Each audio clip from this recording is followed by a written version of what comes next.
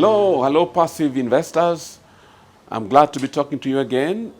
Mali Investment Talks is our show where we're trying to enhance or improve on our collective financial literacy with a view to all of us becoming financially independent over time.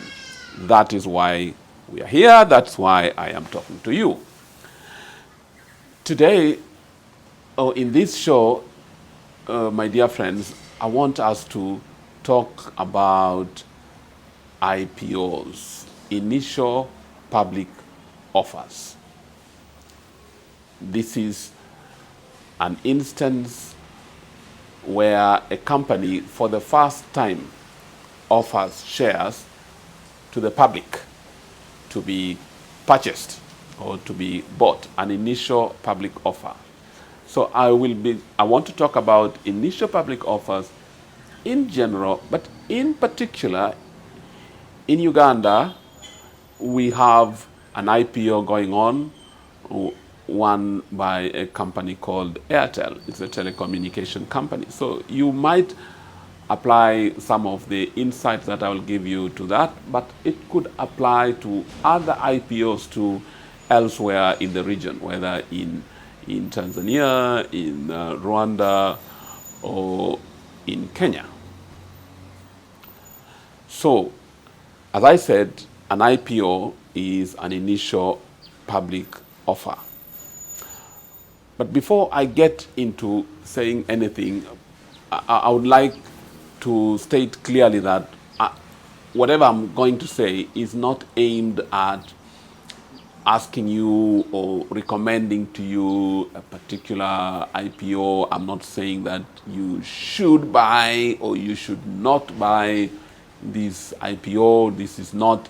I'm not here to be a cheerleader for the IPO. There are several companies, brokers, marketing agents who are paid to do that. That's not my job. I'm also not here to be some kind of undertaker for the IPO. So that is also not my job. All I'm trying to do is to make sure that you get some insights, you get a sense of some questions that you need to ask before you make that decision to buy or not to buy. Which decision ultimately is yours and yours alone. So I'm just trying to give you some food for thought before you buy or you decide not to buy these IPO shares. All right.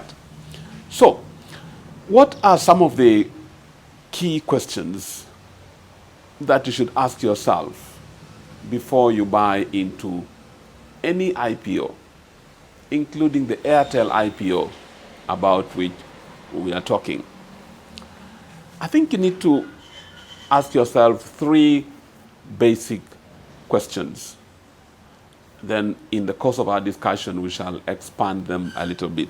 The first question that we always take for granted is a strategic one. The question is, do you actually need to buy those shares in the IPO? Many times when an IPO comes around, because of the pressure, the marketing activities, putting pressure on all of us, it is made to appear as though we must buy shares. If we miss that opportunity, we are committing some cardinal sin. I think you need to ask yourself, is it the right time for you to be buying shares from an asset allocation perspective? If you look at your portfolio, your investment plans, if you look at your objectives, depending on what stage you are in your life, is it time to buy shares? Is shares the right asset to buy? Or should you be considering buying other assets or other asset classes, maybe like fixed income, like bonds, like unit trust, or some other assets, or both? you need to ask yourself, do you actually need to buy shares at all? Okay? Second question you should be asking, if you decide that, yes, shares is the right asset I need to buy, it's then time for you to ask, is this the right share anyway? Is this the right company? What are the fundamentals of this company? Is it the right asset for me to buy? If I buy these shares, will they fulfill my goals? Will they fulfill my objectives, my investment objectives? I talked in a video or two earlier that it's very important for each of us to have a set of objectives. Why are you investing? Are you looking for long-term growth, long-term income? Are you just in it for the short term, i.e. short-term liquidity? Why are you investing? And so if you buy these shares, in the ones in this IPO, will they enable you to achieve your goals? All right? Finally, if the answer to that is yes, you then want to ask yourself, and again, this is a question that many people ignore or take for granted. Is it the right platform, i.e. the IPO? Should you buy your shares from the IPO, or should you wait and buy them in the secondary market, i.e. during trading? Again, because of marketing pressure and all the activities going on around, we are made to believe or to think that the only place we can buy these shares is the IPO. That is not true. So yes, you might want to buy the shares, but maybe you can decide to wait and buy them in the secondary market. Okay? So let's talk a little bit more about the first question. Do you actually need to buy shares? So quickly, the first thing that you need to reflect about is your risk appetite. Do you have the risk appetite? Do you have the stomach to hold an investment in shares? Because an investment in shares is a risky investment, and no one should tell you anything else. There's no guarantee that you will not lose your money. Please be aware of that. So do you have the appetite? I'm not saying that you, because of that you should or should not buy. Some people have appetite for risk, others don't. I'm just saying you need to convince yourself that you can handle the risk entailed in buying shares. So, for instance, if you are a retiree, you have just been paid your retirement package, either from NSSF, from your gratuity fund in the company or whatever. Do you have the risk appetite to invest that money in shares, considering that there is a possibility that you could lose that money, you could even lose all of it? Is that a kind of risk you are ready to take? Please ask yourself that question. Or even if you feel you can take that risk, well, how much? If you have a total investment portfolio of, say, 1 billion shillings, how much of that 1 billion should you put in shares? You need to ask yourself questions like that. Now, secondly, to buy shares, or a good time, a good objective that people buying shares would have would be two. One, long-term growth. Okay? If someone is looking for long-term growth, in other words, growth in the value of your investments over the long term, shares can be a good avenue for that. So you would want to check, is that one of your objectives? Or if not that, then the other objective for buying shares could be basically to enjoy long-term income, again through dividends. So you might want to ask yourself, is this something important for me? Do I have a need, a long-term need for income? Of course, you might say, of course, who doesn't need income? Not necessarily. For someone else, if you have a good job, paying you good money, well, income may not be your priority. Your priority might be instead long-term growth. You want your money to grow over time. All right? But for someone, like I said earlier, in retirement age, you don't have a job anymore, and that kind of thing, well, then your priority might shift to what? To long-term income, to dividends. In which case, again, you then want to, you could consider investing some money in shares. Okay? So, having interrogated yourself to determine whether investment in shares is the right investment, you now want to go to ask the next question. Assuming the answer is yes, then you want to go to ask the next question.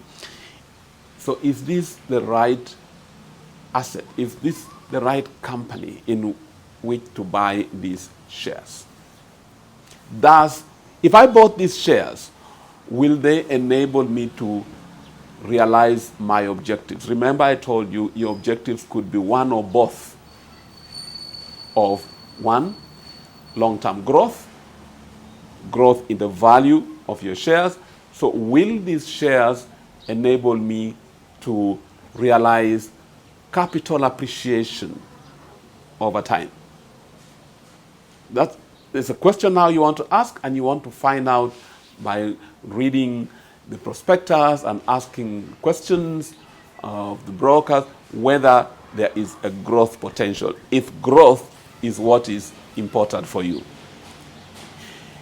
If dividends or income is what attracts you to these shares, well, then you want to interrogate further what is the dividend policy of the company, how sustainable is dividends, how good is their cash flow to be able to pay me a good dividend.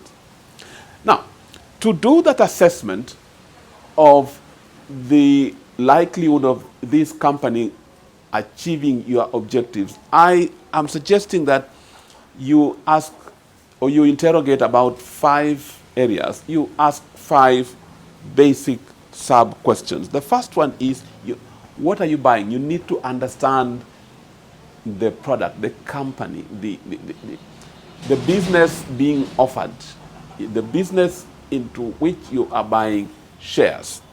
So, in the case of Airtel, for example, so Airtel is a telecommunications company. A telecommunications company would sell data, they would sell voice, airtime, they would also do mobile money. Okay? So, M-Pesa in Kenya, Airtel Money in Uganda, Momo in Uganda, and many others in other countries. In the case of Airtel, you probably are aware. If you are not, then you should be aware. You should read the prospectus that Airtel Money, the mobile money operations of Kenya, are not included in this Airtel. So the company that you're buying does not include Airtel Money. Are you happy with that? So first, you need to understand that. Don't go there thinking that, oh, now all this Airtel Money will be coming to me as dividends. No. Airtel Money is not a part of the company that you are buying. Are you happy with that? So you need to understand what it is that you're buying. Number 2, as I said, if growth is important to you, then you need to understand where is the growth coming from. what is going to contribute to that growth in share value? All right? Is this company poised for growth? Realizing, like I've just told you, that Airtel money or mobile money is not part of it. So now you're left with data and and airtime or voice for that matter. Is that a good enough growth? Check, for instance, how fast, how has the company been growing? And when we talk about growth here, we are talking about growth in earnings. So over the last 4 or 5 years, at what rate has the company grown? Now, in the case of Airtel, you can check that for yourself.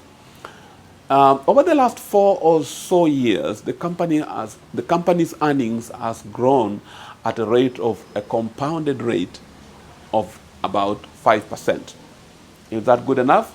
Personally, I would be expecting a faster growth of at least a double-digit figure, whether it is 15, 13, 14, 16% per annum. In this case, it's only 5% per annum. Is that the kind of growth which gives you comfort that the value of your shares will grow in future? All right? The company also, you will realize, will be basically paying out all its profits as dividends. So if you read the prospectus, there is no obvious plan of reinvestment of profits, which would otherwise be paid as dividends. The obvious question to ask, therefore, is how will, if there is going to be any growth, how will it be funded? Where is the money going to come from? These are questions you should pose to the management of the company, to the brokers who are promoting these shares to you. Where is the growth going to come from? Is there a cash flow for that growth to fund that growth? The third question, like I said, income, dividends, is an important objective if you are trying to buy shares. So the question you would obviously be asking is, how good are the prospects for dividends? What is the dividend policy of the company? Because you want to get that comfort that you will not only be paid dividends, but one, it will be consistent, and two, hopefully the yield, the amount of money that you're paid will be reasonable. Okay? In the case of Airtel, the dividend policy is very clear. They do plan to pay out all their profits to shareholders as dividends. So if your objective is dividends, that is good. That's good news. I think you can be relatively comfortable that you are going to receive a good dividend if your objective was dividends. Okay? However, you want to then ask, how sustainable are these dividends? Given the growth prospects, the fact that Airtel Money is not a part of this offering, just ask the brokers, the company officials who are promoting, how sustainable are those dividends? But from a policy point of view, this is good. If you're looking for dividends, it looks like the company will be paying consistent dividends. The next question you want to ask is that about valuation, the price. So the price for Airtel shares is 100 shillings per share. How good is that? Is that too high? Is that too low? Well, ultimately, the best discoverer of prices is the market. So this is one reason why I was telling you, you might want to think, should I wait until trading starts? But that's a question for you to make. Because that ultimately, the price is what the market will accept to pay. It's as simple as that. The IPO price, unfortunately, is not the market price, at least not yet. So, as I said, this is one reason why you might want to consider or ask yourself, should I wait until trading starts?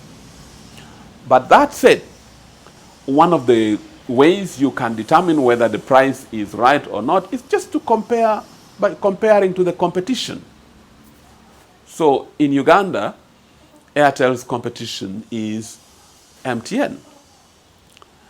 Okay?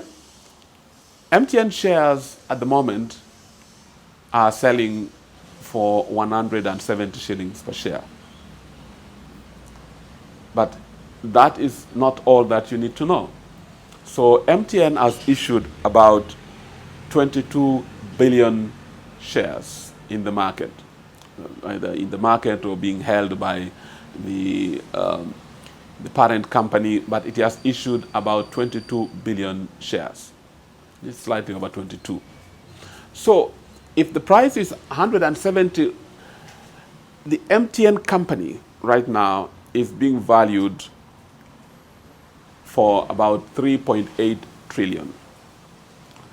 And the MTN company, and you can double check this, includes the mobile money as a subsidiary. What about Airtel? So Airtel has issued 40 billion shares. And each of those shares right now is being valued at 100 shillings. Okay? That means Airtel is being valued at 4 trillion shillings, higher than MTN. Is that okay? Is that acceptable to you?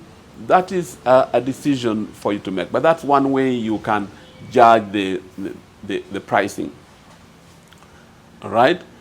The pricing, if you ask me, in the end, besides the share that you buy at 100, Airtel is offering you some incentive, some bonus shares.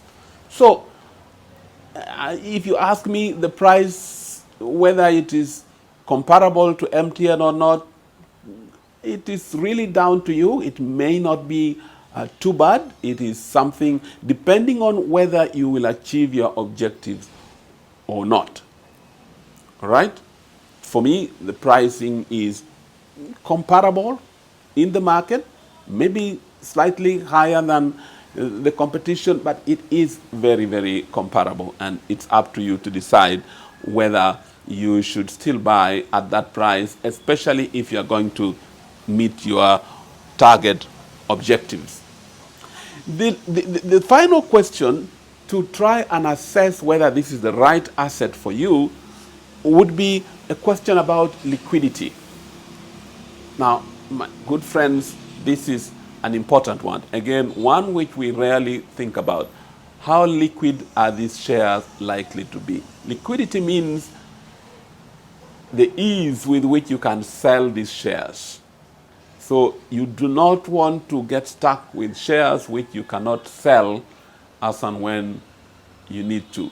So you might want to ask the company officials or the brokers, what is the evidence that these shares are going to be liquid, that I will be able to sell them anytime I want to? Sometimes, if you look at the current shares listed in the market, sometimes shareholders can struggle to sell their shares. How do you gauge that? Look at the general turnover volumes of shares in the Uganda Securities Exchange on an average day. Is it high? Is it low? Consider the fact that the float means the percentage of Airtel's issued shares that will be trading, okay, is going to be less than 20%, far less than 20%. Because 20%, that is 8 billion, is what has been offered for purchase in the IPO. the parent company holds the other 80%. But of the 20% of the 8 billion, not all are going to be bought by retail shareholders, people trading shares. Some might be bought by institutions. And what that means is that the actual number of shares that will be available for trading is likely to be a lot less. And that could have put some downward pressure on liquidity. So the liquidity could be a bit tight. But those are questions that you should put to the company officials, to the brokers, as and when they approach you to promote the shares. So if you decide then, after asking all these questions and any other that you might have, if you decide then that you actually want to proceed to buy these shares, then as I said, the last question for you would be, should I buy in the IPO or should I buy later on when the shares start trading? What are some of the issues to consider? The pricing. If you buy in the IPO, well, the price could be higher, it could be lower than when it starts trading later. But ultimately, we know the market is the best judge when it comes to the pricing. So if you're lucky, the price could go down. In fact, in many cases that I know, and the prices sometimes tend to go down when trading starts. But there are also cases where prices could go up. So that is a judgment for you to make as you decide whether to buy in the IPO or in the secondary market. The other issue I've talked about is the liquidity. Now, liquidity can be looked at in two ways. One, there is a liquidity in terms of the ease with which you can sell your shares, but there is also liquidity in terms of the ease with which you can buy shares. In other words, will there be shares available after the IPO for you actually to buy? That is an issue that you can think about, in addition to whether or not you will be able to sell your shares easily. And all those tend to get clarified during trading more than they do during the IPO. So, ladies and gentlemen, that is what I want to share with you about IPOs.